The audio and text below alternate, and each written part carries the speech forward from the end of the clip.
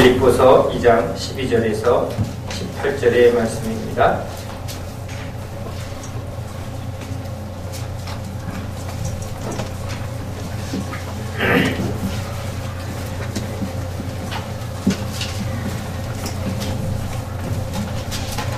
다 같이 하나님의 말씀을 함께 읽겠습니다. 그러므로 나의 사랑하는 자들아, 너희가 나 있을 때뿐 아니라 더욱 지금 나 없을 때에도 항상 복종하여 두렵고 떨림으로 너희 구원을 이루라. 너희 안에서 행하시는 이는 하나님이시니 자기의 기쁘신 뜻을 위하여 너희에게 소원을 두고 행하게 하시나니 모든 일을 원망과 시비가 없이 하라. 이는 너희가 흠이 없고 순전하여 어그러지고 거스르는 세대 가운데서 하나님의 흠없는 자녀로 세상에서 그들 가운데 빛들로 나타내며 생명의 말씀을 밝혀 나의 다름질이 헛되지 아니하고 수고도 헛되지 아니하므로 그리스도의 날에 내가 자랑할 것이 있게 하려 함이라. 만일 너의 믿음의 재물과 섬김 위에 내가 나를 전제로 드릴지라도 기뻐하고 너희 무리와 함께 기뻐하리니 이와 같이 너희도 기뻐하고 나와 함께 기뻐하라. 아멘. 할렐루야. 바울이 다메섹에서 예수님의 음성을 듣습니다. 얼마나 놀랐을까요? 평생을 하나님을 향한 열심으로 달려왔던, 목숨 걸고 신앙생활했던 바리새인 중에 바리새인. 그런데 자기가 목숨 걸고 행했던 모든 일이 오히려 하나님의 원수된 일을 한 것이고, 예수님을, 메시아를 십자가에 못 박은 그런 행위였다는 사실은 바울은 자다가도 벌떡 일어날 일이요, 끔찍할 일입니다. 평생을 구원을, 그리고 구원의 삶을 날마다 붙들며 살았던 유대인 중에 유대인이었는데, 그 구원이, 그 분명한 구원이 다 미혹이요 속임이었다는 것을 알았을 때 얼마나 놀랐을까요? 흠없고 점없는 율법에 흠이 없게 살려고 그가 얼마나 열심히 했는가를 우리에게 말하는데, 우리는 그 열심에 아마 10분의 1도 모를 것입니다. 우리 교회에서 참 저분 너무 열심이다 해도 아마 그 유대인들 바리새인의 열심에는 근처도 따라갈 수 없을 만큼 이들은 뼈골 깊숙이 목숨을 다해서 전부를 걸고 하나님 앞에 살았던 사람입니다. 그런데 자기의 그러한 어리석고 미련하고 그리고 악하고 오히려 사단의 도구가 됐던 이런 자기를 주님이 구원하셨을 때, 자기의 행위로 말미암지 않고 진짜 저분의 긍휼로, 저분의 자비하심으로 그 앞에서 자기가 고개를 들 수 없죠.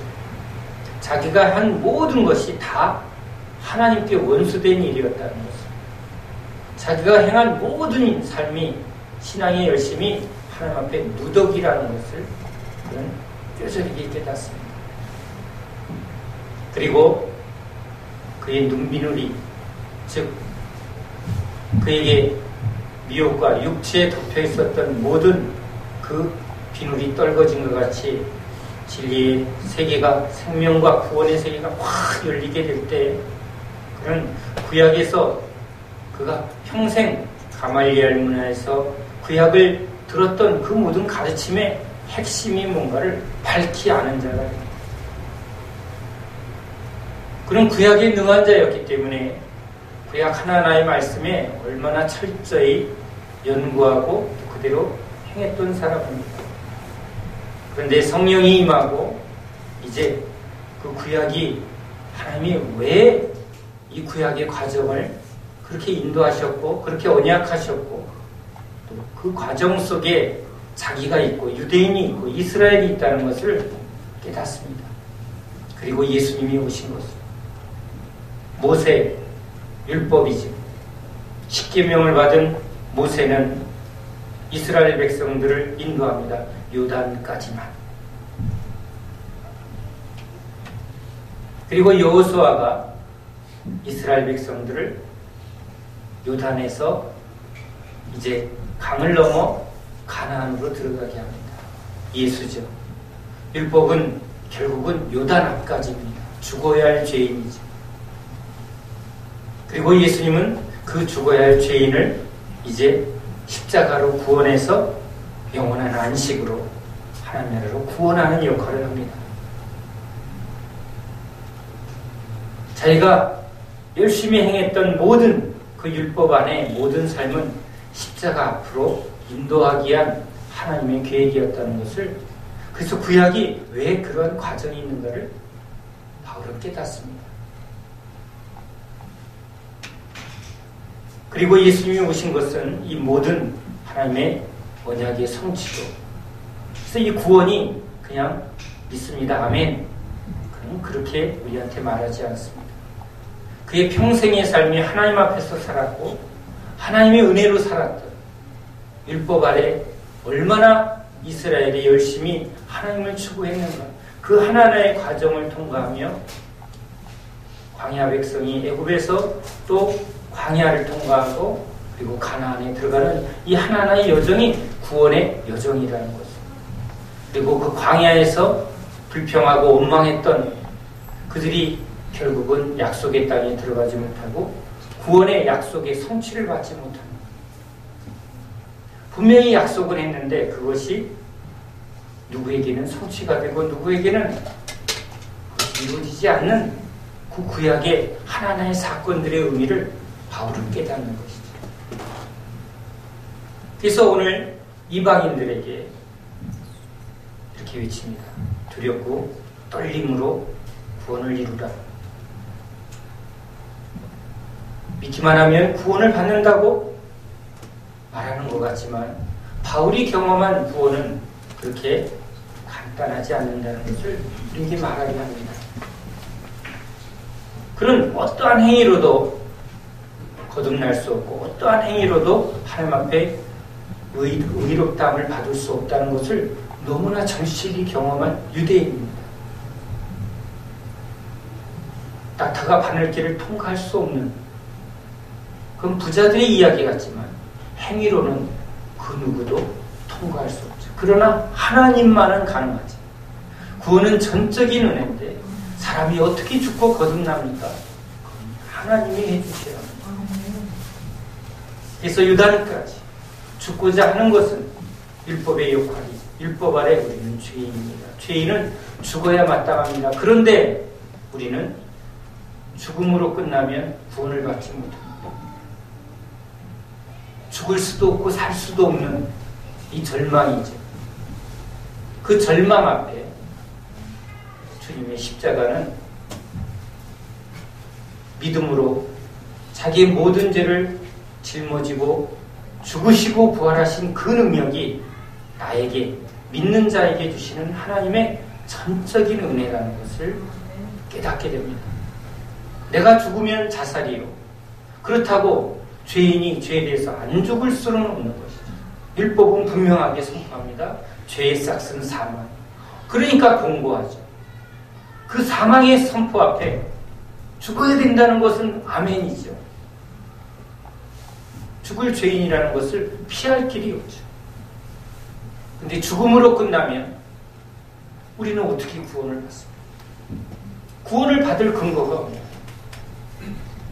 그래서 마음이 상하고 애통하고 가난한 심령으로 어찌할꼬 방법이 없는 거죠. 우리 스스로 죽음에서 부활의 생명을 얻을 방법이 없습니다.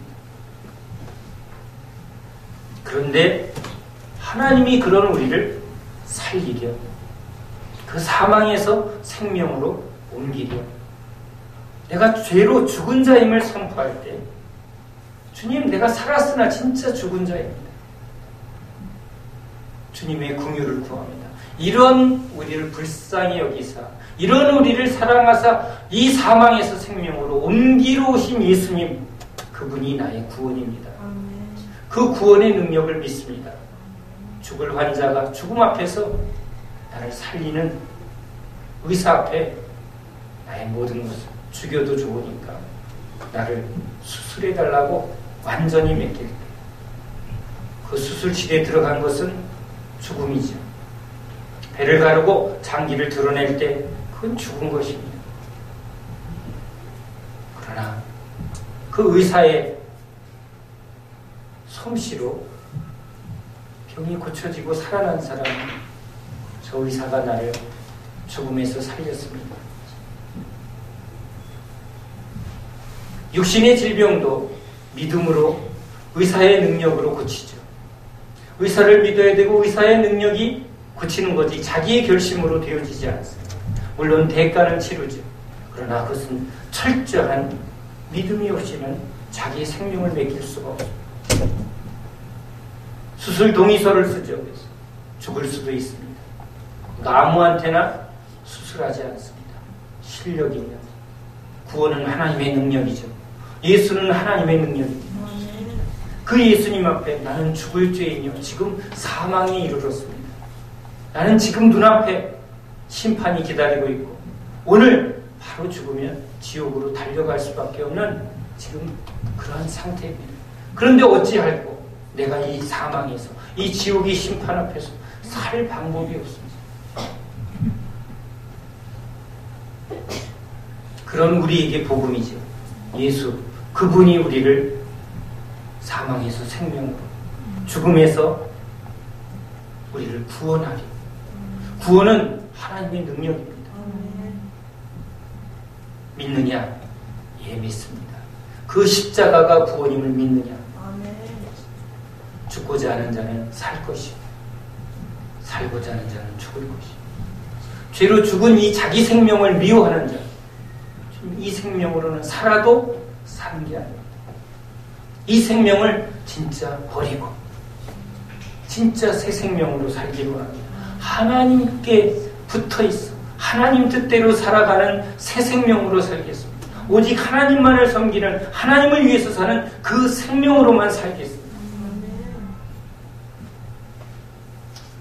그것이 주님이 우리에게 구하는 믿음이지. 그냥 천국 가게 해주세요. 그냥 구원해 주세요. 아닙니다. 그건 믿음이 아닙니다. 살고자 하는 자는 죽습니다. 당신이 메시아라면 날 구원해달라고 하는 사람은 오히려 구원을 받지 못합니다. 우리는 우리 죄에 상응하는 보응으로 죽을 죄인입니다. 죽어야 마땅합니다. 그러나 다만 불쌍히 여겨주소서. 당신이 나를 불쌍히 여겨주소서. 당신이 십자가에 죽으시는 것은 바로 이런 죄인을 위해서 구원하러 오셨기에 당신이 나를 부르신다면, 당신이 나를 구원하려 하신다면 당신만이 나를 구원할 수 있습니다. 그게 믿음이죠. 바울은 수십 년 목숨 걸고 신앙생활한 그 모든 행위가 결국은 이 십자가 앞으로 인도하는, 십자가 앞에서 진짜 죽을 죄인이라는 그 수많은 신앙의 행위가, 율법이 결국은 우리가 얼마나 큰 죄인이라는 것을 깨닫게 하는 하나님의 뜻임을 아는 거죠. 요단 강에서, 죽음의 강에서 내가 십자가에 못 박혀 죽었나, 내가 죽어야 할 죄인임을 고백할 때 살리시는 성령이 예수와 함께 죽고자 하는 십자가에 못 박고자 하는 사람에게 성령이 임하는 거죠. 바울은 그것을 체험합니다.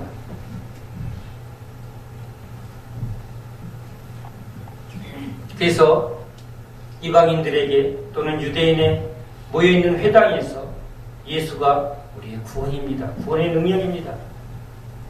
진짜 믿음으로 구원받습니다. 그러나 이 구원은 그렇게 값싼 구원이 아니라 진짜 두렵고 떨림으로 이 믿음에서 믿음으로 걸어가야 되는 이 순례, 하나님 백성이 홍해 바다를 건너고 광야의 길을 걸어가는 이 날마다의 십자가의 길을 걸어갈 때 요단강 앞에 그 구원의 강물이 십자가가 딱 직면한 것처럼 두렵고 떨림으로 불평하지 말고 원망하지 말고 구원하시려는 하나님의 이 놀라운 구원의 계획을 진짜 붙들고 따르십시오.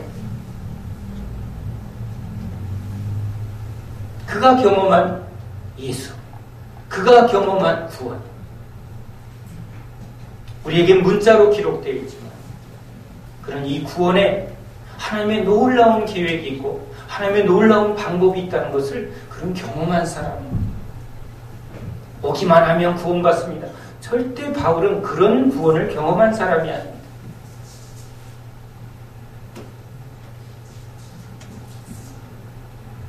하나님이 구원을 위해서 얼마나 강력하게 일하시는가를 그는 우리에게 소개합니다.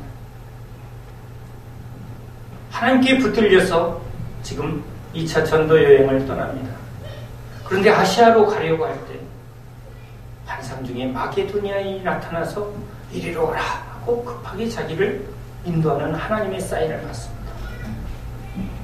하나님이 지금 여기서 먼저 하나님이 구원을 행하시겠구나. 그 사인을 받은 이 바울과 선교팀은 하나님 누구예요? 하나님이 지금 구원하려는 사람이 누구예요? 하나님 여기서 뭘 하실 거예요? 그때 자주장사 루디아를 만납니다. 하나하나의 만남 속에 우연한 만남이 없죠. 하나님이 그렇게 환상을 통해서 방향을 분명하게 바꿔주는 것을 경험한 바울은 아니 우리도 그런 걸 경험해요. 하나님 도대체 여기서 누구를 어떻게 그게 너무너무 기대가 되는 거죠. 자기도 진짜 하나님의 전적인 은혜로 구원을 입은 사람이 하나님의 강력한 역사가 없이는 구원이 이루어지지 않는다는 것을 누구보다도 체험한 사람이니까 내가 열심히 하면 아니죠. 하나님이 앞서 주셔야 하나님이 역사해 줘야 그럴 때 루디아가 바울을 맞이합니다. 우리 집에 머무소서. 우리 집에서 교회 개척합시다. 루디아와 그 가족은 다 세례를 받고 구원을 받습니다. 하나님의 그 구원의 손길에 온 마음을 열어 용접하는 이 루디아와 그 가족들은 빌립보에 하나님의 구원의 방주 빌립보 교회를 세우는 일에 그가 쓰임받습니다. 얼마나 복된 여인이요. 그 복된 여인을 통해서 그 가족의 구원의 문이 열리는 것을 봅니다. 네가 믿으면 네 가족이 구원을 얻으리라.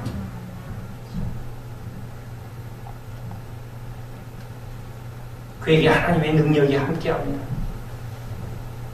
그런데 귀신 들린 여종을 통해서 돈을 벌려는 사람, 그 사람을 바울이 만나게 될 때 그는 예수의 권세로 그 귀신을 쫓아냅니다. 엄청난 돈벌이를 놓친 이 여종의 주인은 이 바울을 죽이려 하고 또 고소해서 때리고 붙잡아 감옥에 넣게 됩니다. 바울은 감옥에서 기뻐합니다. 하나님이 허락하지 아니하면 이 모든 일이 이루어지지 않는다는 것을 철저히 믿는 것이죠. 하나님이 마게도냐로 오라 하는 그 분명한 사인을 가지고 여기서 지금 복음의 일을 하고 있기 때문에 자기가 하는 하나하나는 자기의 뜻이 아니라 하나님의 뜻이라는 것을 분명하게 붙들고 그는 모든 일에 범사에 하나님의 기뻐하는 뜻을 찾게 됩니다. 하나님 이 감옥에서 그는 오히려 이것을 기뻐합니다. 이 일을 통해서 하나님이 분명히 계획이 있기 때문에 자기를 사랑하는 주님께서 자기에게 이 고난을 허락했다는 것을.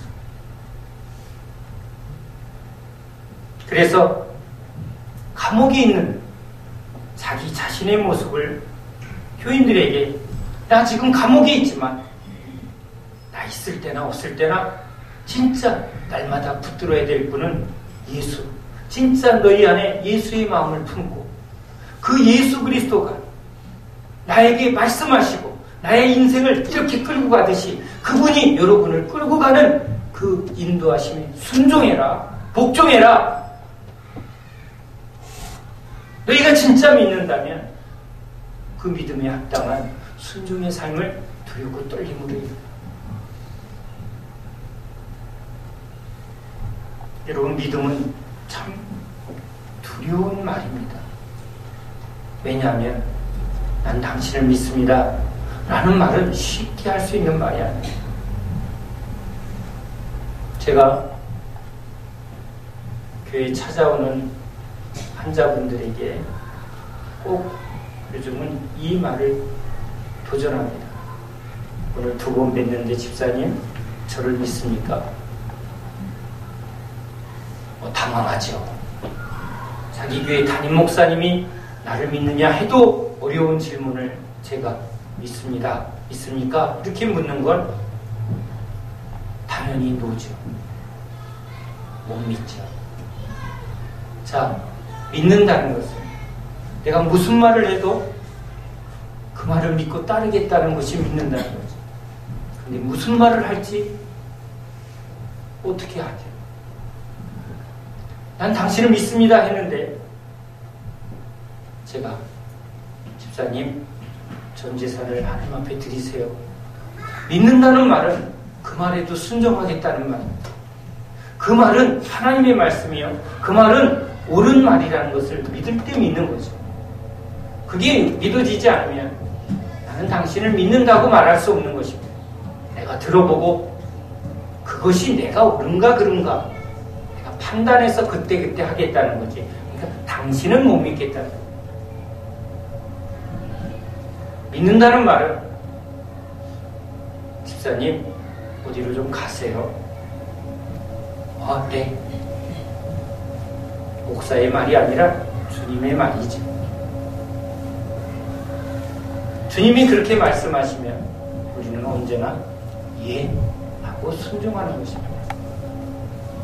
내 가진 것, 내 목숨까지도 주님이 원하시면 다 주님께 드리겠습니다. 이게 예수 그리스도가 나의 구원자시 주이십니다라는 구원의 고백입니다.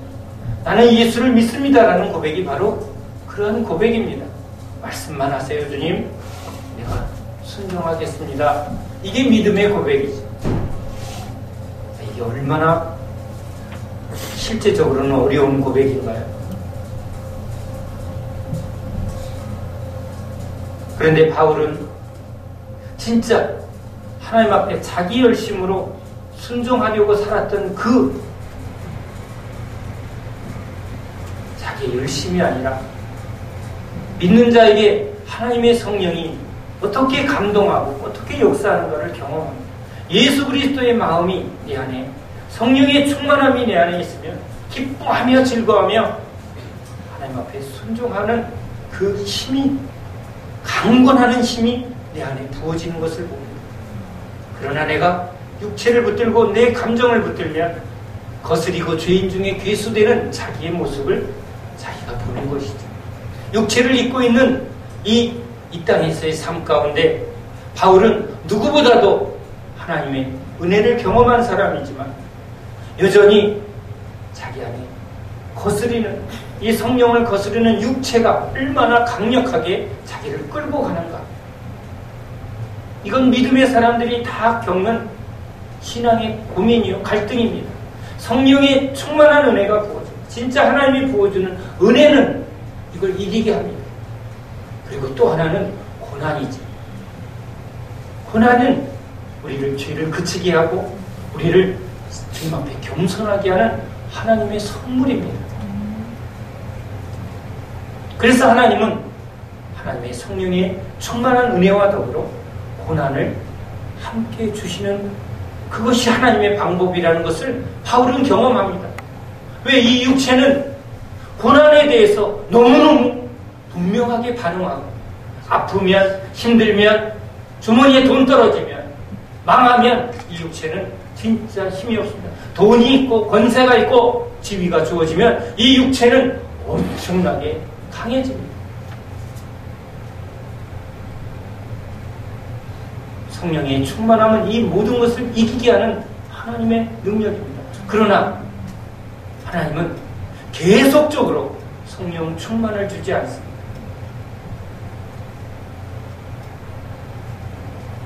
푸른 초장 실만한 물가로 주님이 성령으로 충만히 먹여주실 때가 음침한 사망의 골짜기로 바닥을 기며 내 안에 있는 온갖 악함과 더러움을 다 끄집어내서 죄인 중에 괴수, 진짜 나는 성도 중에 작은 자입니다. 이것을 고백할 수밖에 없는 그 자리로 주님은 끌고 가십니다. 거기서 또 절망하고 쓰러지면 주님이 놀라운 주님의 능력으로 다시 일으켜주시고 강건하게 회복시켜주시고, 그리고는 또 자기 안에 사단의 가시라고 고백한 그 연약함 때문에 얼마나 큰 고통을 겪는지 모릅니다. 그런 이런 하나하나의 과정을 통해서 구원을 이루어 가시는 하나님의 놀라운 구원의 그 경륜을 경험하게 됩니다. 그냥 단순하게 믿습니다, 아멘, 천국 가는 이런 게 아니라 진짜 이 모든 것을 통해서 하나님의 형상, 하나님의 아들을 이루어 가시는 하나님의 그 놀라운 그 계획을, 그게 창세전부터 하나하나 계획되고 있었구나라는 것을 경험하면서 자기 안에서 이런 뜻을 이루어가는 하나님의 그 놀라운 그 방법을 자기는 경험합니다. 내가 하는 게 아니죠. 이 모든 것은 하나님의 은혜입니다. 그래서 오히려 고난도 기뻐하는 거죠. 왜? 이 고난도 나를 하나님이 만들어가는 방법이라는 것을 이제 알았으니까. 그냥 성령으로 충만한 신비한 은혜로 자기가 막 변화되는 것 같지만 아니죠. 그 은혜와 더불어 고난이 나를 정금으로 불에 넣었다 물에 넣었다 하면서 내 안에 하나님이 만들어 가시는 그 놀라운 변화, 내가 한 게 아니라 하나님이 하십니다. 그러니까 감옥에 있어도 기뻐하라. 우리 함께 기뻐하자. 이 구원의 하나님이 우리 하나님이시다. 이 하나님이 우리를 지금 다스리고 주관하고 인도하고 계신다. 고난받고 핍박받더라도 두려워하지 마라. 너희가 감옥에 갇힐지라도 두려워하지 말고, 너희가 무슨 일을 겪을지라도 그 위에 이 모든 것을 주관하시는 하나님의 손이 있다는 것을 믿으라.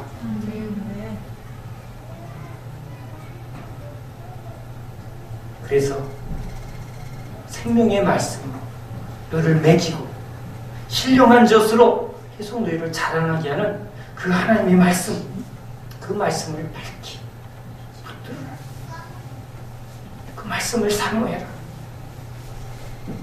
양은 생명의 꼴을 먹는 것, 주님 말씀하소서.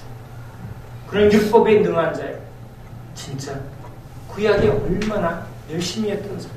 그러나 주님은 문자 속에 있는 게 아니라 진짜 다메섹에서 말씀하시고 마게도냐에서 말씀하시고 그 하나하나 문자 속에 감추어진 비밀을 깨닫게 하시고 인격적으로 하나님이 밝히 지혜를 주시고 계시의 영으로 그 모든 것을 알게 하시는 그 신비한 생명의 말씀, 살아 운동력이 있는 그 하나님의 말씀,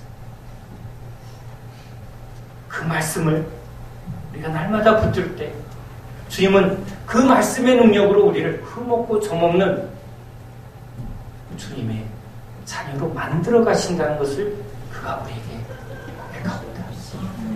그는 다 이뤘다 함도 아니요, 지금 그 길을 달려가고 있다. 내가 먼저 달려가면서 참 많은 것들을 경험하며 넘어지고 쓰러지고, 어떤 때는 선교지에서 1년 넘게 고통 속에 고쳐달라고, 주님 나 선교하고 싶은데 하나님 앞에 충성하는데 왜 내가 1년 넘게 이렇게 고통받고 있습니까? 라고 물을 때에도 주님은 내 은혜가 내게 좋아. 그 당시는 알지 못하지만 이 하나하나를 통해서 자기 안에 겸손하게 하고 자기를 참으로, 자기는 자기를 아는 거죠. 자기가 얼마나 강하고 독선적이고 얼마나 이기적인 사람이고 얼마나 자기가 의가 높았던 사람이, 그런데 자기를 낮추고 가난하게 하고 연약하게 하면서 하나님이 자기 안에 놀라운 신의 성품이, 놀라운 온유함이, 겸손함이 자기 안에 주어져요. 하나님한테 잘 보이려고 겸손하려고 하는 게 아니라 이 하나하나의 과정을 겪으면서 자기 안에 하나님이 이렇게 예수 그리스도를 닮아가게 하시는 그 능력을 보게 하는 거죠. 하나님이 하십니다. 두렵고 떨림으로 이 모든 일을 이루시는 주님을 기뻐하면서 제발 육신을 따라 주님 앞에 불평하고 원망하고 이런 죄를 습관하지 마십시오. 주님은 살아서 우리에게 말씀하시고 인격으로 우리와 깊은 관계를 맺고, 내가 너와 더불어 먹고 마시고 내가 너를 알고 네가 나를 아는, 내가 널 사랑하고 네가 날 사랑하는 진정한 관계를 위해서 주님이 오신 것이죠. 그 주님 앞에 제발 불평하고 원망함으로 내가 들은 대로 내가 너에게 행하리라 하신 그 광야에서 하신 그 하나님의 그 음성을 기억해서 항상 기뻐하고 감사하고 연약하니까 더 기도에 힘쓰는 그 구원을 이루어가라고 우리에게 권면합니다. 그때나 지금이나 하나님의 때입니다. 그때도 어려웠고 지금도 어렵습니다.